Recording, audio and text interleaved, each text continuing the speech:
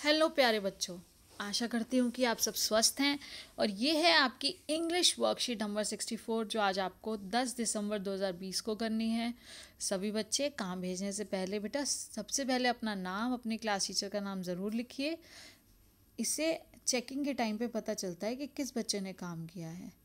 तो आप देखिए, आज जो हमें करना है ये आपकी पोएम है, आपकी बुक बिहाइव में से, the snake trying. W. Ross, the poet, wrote about the natural world passionately. In the poem The Snake Trying, snake has been depicted as the victim. यहाँ पे क्या है, स्नेक को दिखाया गया है कि किस तरह से एक स्नेक भी एक विक्टिम हो सकता है। तो snake in general belief are considered symbol of death. Generally हम लोग स्नेक को क्या समझते हैं, एक सिंबल ऑफ डेथ है, डेंजरस होता है, बिकॉज दे आर पॉइजनस, क्योंकि वो पॉइजनस होते हैं। However in this poem snake is trying to save himself. यहाँ पर जो पोएम में क्या है, स्नेक ट्राई कर रहा है, स्नेक ट्राई कर रहा है अपने आप को बचाने की, to save himself. The poet depict the snake as small and harmless which needs to be save. और जो पोएट हैं वो ये डिपिक्ट कर रहे हैं, ये बताने की कोशिश कर रहे हैं, ये मैसेज है उनका इस पोएम से कि जो स्नेक है वो स्मॉल है, हार्मलेस है, और हमें उसे बचाना चाहिए, हमें उसे हार्म नहीं करना चाहिए। और every creature on this earth has a right to live safely. तो हर जीव जो है बेटा उसको सेफ रहने का अधिकार है, तो हमें उन्हें नुकसान नहीं पहुंचाना चाहिए। तो समरी ऑफ द पोएम आपको दी गई है। The snake who has been lying on the sandy bank of a water body. एक किसी भी वाटर बॉडी के सैंडी बैंक, जो साइड में क्या होता है, वाटर बॉडी इसके जैसे समुद्र के साइड पे आप देखते हो, नदी के साइड पे देखते हो, वहाँ पे क्या होता है, वहाँ पे रेत होती है, रेतीला होता है वहाँ पर। तो जो रेत है वहाँ पर साइड में आराम से बैठा है एक स्नेक। एक पॉन्ड और अ स्ट्रीम, एक तालाब हो सकता है या कोई नदी है, इस तरह से एक वाटर बॉडी है, is trying to escape from the man pursuing it with a stick. और वो उससे अब बचने की कोशिश कर रहा है। जैसे ही एक आदमी ने उसे नोटिस कर लिया और एक डंडे से मारने की कोशिश कर रहा है, तो अब वो स्नेक उससे बचने की कोशिश कर रहा है।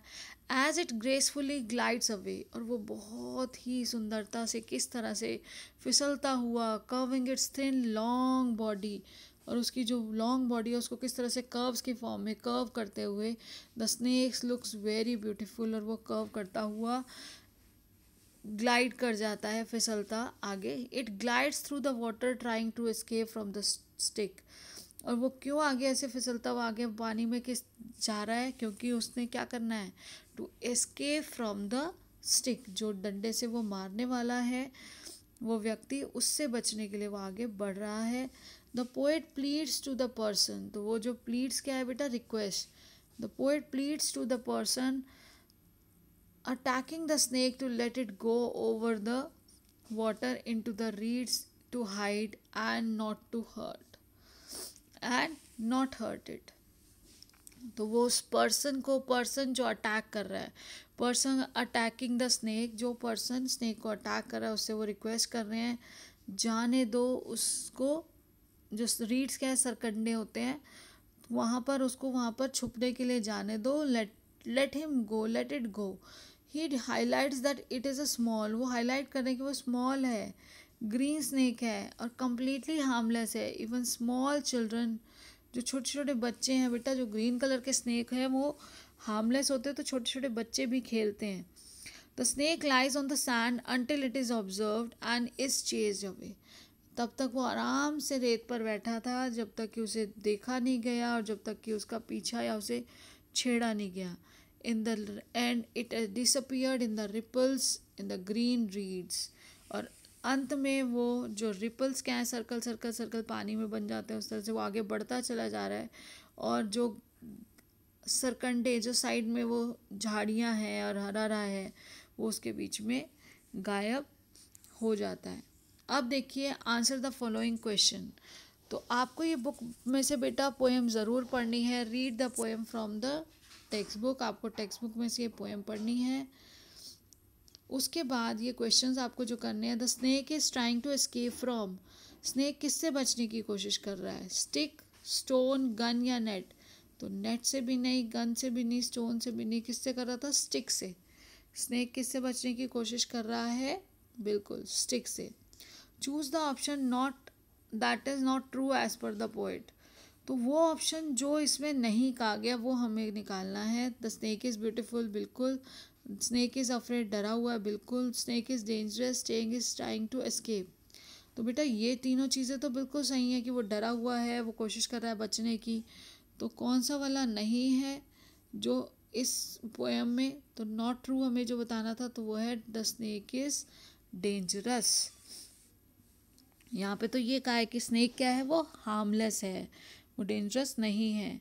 There is a word in the poem vanishes, choose the word which does not match its meaning. तो यहाँ पर वैनिशेस जो है उससे मैचिंग 3 वर्ड्स तो बेटा सेम है और एक है जो अलग है, वो आपको ढूंढना है। तो डिसअपियर भी क्या होता है? गायब हो जाना। इनविजिबल भी होता है जो दिखता नहीं है, वैनिशेस, डिसअपियर, ये सारे फेड, हल्का पड़ जाना, तो ये सब सेम है। लेकिन आपको क्या बताना है? Does not match. तो जब आपको डज नॉट मैच बताना है तो आपको क्या करना है बेटा? डज नॉट मैच का अर्थ है कि हमें जो वर्ड्स इसके अपोजिट, इसके मीनिंग से अपोजिट है, यानी कि अपीयर। अपीयर क्या होता है? एकदम से दिखना, दिखने लग जाना, प्रकट हो जाना। तो यहाँ पर क्या होगा? अपीयर इसका आंसर होगा। अब है task 2, how does the poet describe the beauty of the snake. तो आपका टास्क 2 का जो फर्स्ट क्वेश्चन है, the poet finds the snake beautiful and graceful. The poet conveys its beauty by using the following words: curving of thin long body, beautiful, graceful shapes, small and green। तो ये उन्होंने describe किया उस snake के बारे में कि वो कितना सुंदर है, कितना ग्रेसफुल है, ब्यूटी के देखो उसकी। और उन्होंने क्या वर्ड्स यूज़ किए? Curving of thin long body, उसकी बॉडी का जो कर्व वो बना रहा है, कितना सुंदर लग रहा है, कितनी ग्रेसफुल शेप्स फॉर्म कर रहा है, और एक छोटा सा हरा सांप है। तो इसके बाद देखिए नेक्स्ट क्वेश्चन जो है, नेक्स्ट क्वेश्चन है हमारा, did you know that snake can be harmless. क्या आपको पता था कि जो सांप है वो कभी ऐसे भी हार्मलेस भी हो सकते हैं? Did your perception change after the reading the poem. और क्या ये पोएम पढ़ने के बाद आपकी जो समझ है, आपका जो विश्वास है वो कुछ बदला? तो सबसे पहले तो हमसे ये पूछा गया कि क्या आप इसको मानते हो या नहीं मानते हो। तो no, earlier I had opinion that all snakes are harmful. सबसे पहले तो हम सब यही सोचते थे कि सारे के सारे सांप जो होते हैं वो हार्मफुल होते हैं, बट आफ्टर स्टडिंग, या स्टैंडिंग नहीं आएगा बेटा, studying, after studying this poem I got to know that all snakes are not harmful. और जब ये मैंने पढ़ी पोएम तब मुझे पता चला कि जो सभी स्नेक्स हैं वो हार्मफुल नहीं होते। We should not harm other creatures, हमें दूसरे क्रिएचर्स को परेशान नहीं करना चाहिए, उनको दर्द नहीं पहुंचाना चाहिए विदाउट एनी रीज़न, बिना किसी कारण के उनको क्षति नहीं पहुंचानी चाहिए। They also have right to live peacefully on the earth, तो उनको भी धरती पर शांति से रहने का पूरा अधिकार है। अब देखिए question number 3, was the snake able to escape how. तो क्वेश्चन नंबर 3 का बेटा आंसर है the snake glided away through the water. तो वो किस तरह से चला गया? यहाँ पर है the snake glided away through the water, it went into the reeds and finally disappeared into the ripples in the green reeds. तो फाइनली क्या हुआ? वो फिसलता हुआ पानी में आगे धीरे फटाफट चला गया और बच गया। The poet heaved a sigh of relief, उन्होंने चैन की सांस ली। When the snake reach its destination safely, तो जब वो स्नेक जहाँ वो जाना चाहता था वो सुरक्षित अपने स्थान पर पहुँच गया, तो जो हमारे पोएट हैं, जो हमारे उन पोएट को क्या लगा? एक Sai of relief. Sai of relief का मतलब होता है तब उनको शांति मिली, तब वो उन्होंने रिलीफ फील किया कि अब वो सेफ़ है, क्योंकि वो यही चाहते थे कि वो अपने डेस्टिनेशन पे सेफली पहुंच जाए और बिना किसी को नुकसान पहुंचाए, यानी कि हम ह्यूमन बीइंग को भी किसी को नुकसान ना हो और वो अपनी जो हैबिटेट है उसमें जाकर आराम से रह सकता है। अब टास्क नंबर जो बेटा अब उसके बाद है टास्क नंबर 3। टास्क नंबर 3 में है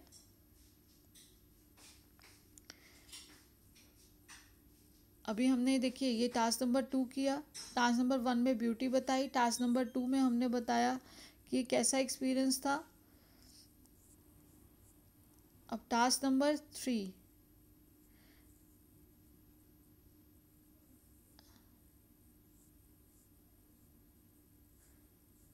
देखिए, टास्क नंबर 3 है ये। और टास्क नंबर 3 में हमें क्या कहा गया है कि आपको अपना एक्सपीरियंस शेयर करना है।